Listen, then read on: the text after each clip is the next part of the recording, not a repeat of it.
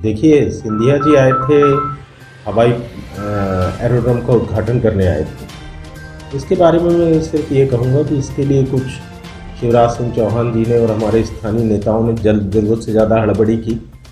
अभी इसके लिए 290 एकड़ भूमि का अधिग्रहण होना है और पहली नोटिफिकेशन हुआ है।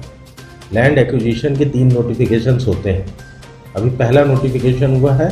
कोई ज़रूरी नहीं है कि अधिग्रहण प्रक्रिया आपकी इस समय पर पूरी हो जाए, तो फिर इतनी हड़बड़ी क्यों थी इसका इनॉग्रेशन करने की, शिलान्यास करने की? क्योंकि चुनाव को मद्देनज़र रखते हुए उन्हें लग रहा है कि भारतीय जनता पार्टी को लग रहा है कि रीवा में जो उनकी सत्ता लग रहा है कि 8 सीट उनके पास थी और वो डोल रही है, अब उनको सफलता के चांसेस नहीं दिख रहे हैं।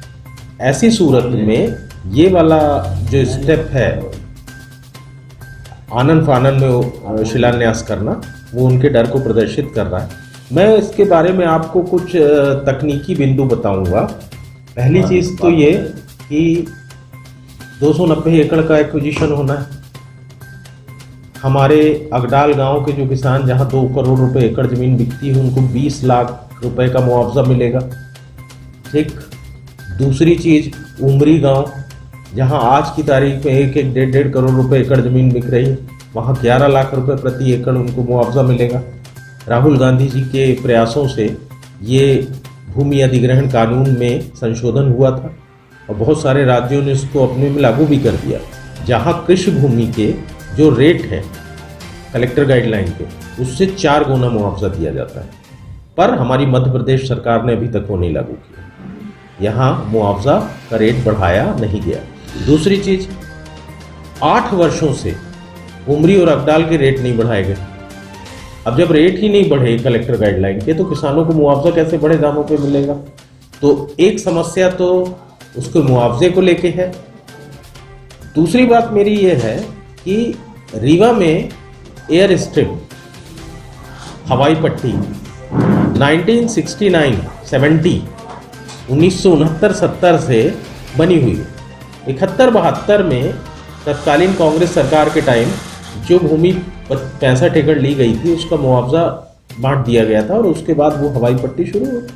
यहाँ से वायुदूत की, जब अर्जुन सिंह जी चीफ मिनिस्टर थे, तो यहाँ से वायुदूत की नियमित सेवाएं चलती थी। वायुदूत का हवाई जहाज चला करता था। इसके बाद अभी आपको हाल में याद होगा, कुछ ही दिन पुरानी बात है, 4-5 साल पहले यहाँ से वेंचुरा की भी फ्लाइट चला करती पूरा ये। तो कोई बहुत ऐसा जैसा प्रचारित किया जा रहा है कि रीवा में कुछ नहीं था और ये इन्होंने दे दिया। तो मैं बताना चाहता हूँ कि ये कोई एरोड्रोम नहीं बन रहा, ये उन्नयन है, उसका इम्प्रूवमेंट है और इम्प्रूवमेंट तो एक सतत प्रक्रिया है। आज इन्होंने जो हवाई एरोड्रोम का उद्घाटन किया है, हो सकता है कल और बड़ा एरोड्रोम बने। तो इम्प्रूवमेंट तो एक सतत प्रक्रिया, ये कोई विशिष्ट प्रक्रिया नहीं है। दूसरी चीज में कि सिंधिया जी का चेहरा दिखाया गया और मुख्यमंत्री कमलनाथ जी को बनाया गया, ऐसा नहीं है।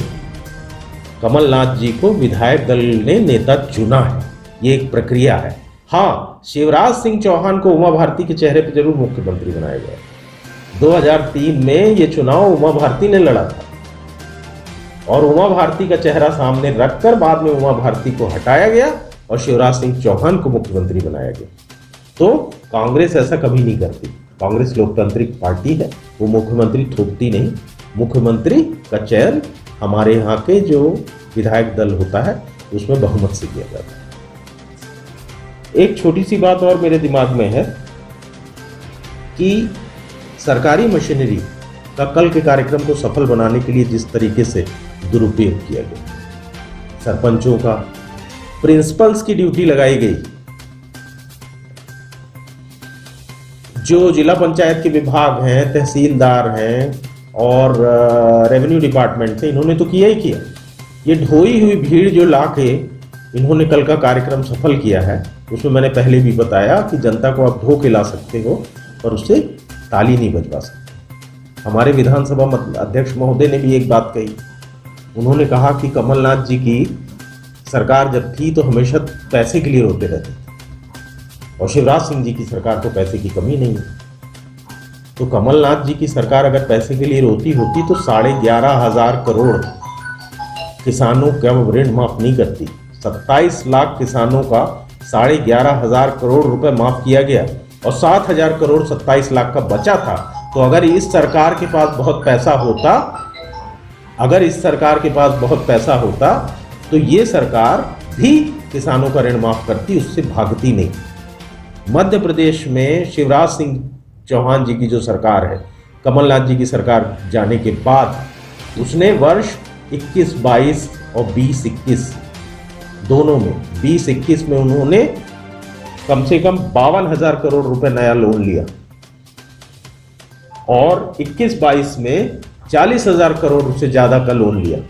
आज मध्य प्रदेश सरकार में कुल 3,29,000 करोड़ रुपए का लोन है, प्रति व्यक्ति 45,000 का। मध्य प्रदेश सरकार का बजट कितने का? अभी बजट आएगा, आप देखिएगा। बजट है 2.5 लाख करोड़ का, कुल बजट आप 2.5 लाख करोड़ का लाते हो और लोन आप पे कितना है? 3.25 लाख करोड़। और इसके बाद आप बोल रहे हो मन से कि हमारे पास धन की कमी नहीं है। और कैसे धन की कमी होती? आपके बजट से ज्यादा लोन है आप पे, तो ये धन की कमी नहीं है। प्रति व्यक्ति पे 45,000 करोड़ का मध्य प्रदेश में लोन है। एक तरफ आप कहते हो कि मध्य प्रदेश में प्रति व्यक्ति आय बढ़ी, 1,37,000 करोड़ हो गई। तो अगर 1,37,000 एक व्यक्ति की आय 1,37,000 करोड़ है, ऐसा सरकार बताती, उसमें 45,000 करोड़ रुपए तो आपने उस पर लोन टांग रखा। मेरा ये कहना है कि एक जो उपलब्धि कल स्टेडियम की दी गई, तो स्टेडियम कोई हमारे लिए नई चीज नहीं है। आज हिंदुस्तान की सबसे अधिक रिच धनाढ्य संस्था में अगर कोई संस्था है तो क्रिकेट बोर्ड। मानते हैं आप लोग? आज स्टेडियम बना देना क्रिकेट के लिए कोई उपलब्धि नहीं है। हाँ, 1980 में स्टेडियम बना देना एक उपलब्धि थी, वो प्रयास था। जो कुंवर अर्जुन सिंह जी जब मध्य प्रदेश के मुख्यमंत्री थे तो रीवा का स्टेडियम बनके तैयार हुआ और उसी स्टेडियम से खेल के हमारे 2 प्लेयर राष्ट्रीय क्रिकेट टीम में शामिल हुए, ईश्वर पांडे और अभी कुलदीप सेन। तो वो एक उपलब्धि थी जो बिना पैसे के कभी कांग्रेस सरकार के समय में ये तैयार हुआ था। ये तो क्रिकेट बोर्ड रिच है, स्टेडियम बनाता रहेगा। ये 2 चीज मेरे दिमाग में आई तो मुझे लगा आपने पत्रकार भाइयों के साथ बांटी जाए, इसलिए अभी सिंगरौली रेलवे मार्ग में कई किसानों की भूमि अधिग्रहण की गई। अब वो नौकरी के लिए भटक रहे हैं और सुसाइड करने की धमकी दे रहे हैं, फिर भी उनकी सुनी नहीं जा रही। अभी आप जब एयरपोर्ट की बात कर रहे हैं, यहाँ भी किसानों की भूमि ली जाएगी, तो क्या इसके लिए कांग्रेस उनके साथ खड़ी होगी? जिसके साथ भी अन्याय हो रहा, जो भी शोषित वर्ग, जिसको भी परेशान किया जाए, उसके साथ कांग्रेस खड़ी रहेगी।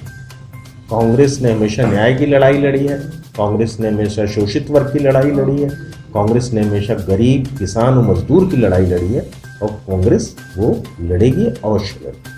ये कल ज्योतिरादित्य सिंधिया ने अपने भाषण में कहा, राजेंद्र शुक्ला को कहा, वो जो ठान लेते हैं वो कर लेते हैं, करवा लेते हैं। फिर वो उन्होंने उसका एग्जाम्पल भी दिया और मंच से ही जो चीजें करी।